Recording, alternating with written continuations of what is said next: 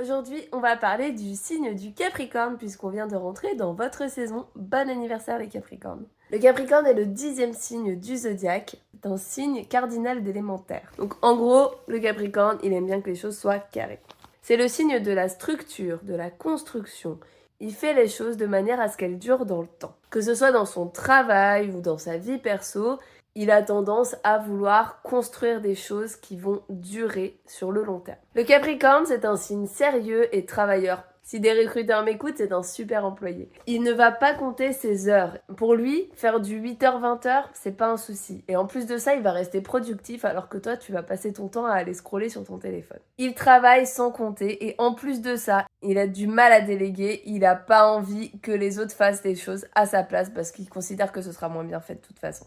L'objectif du Capricorne, arriver au sommet.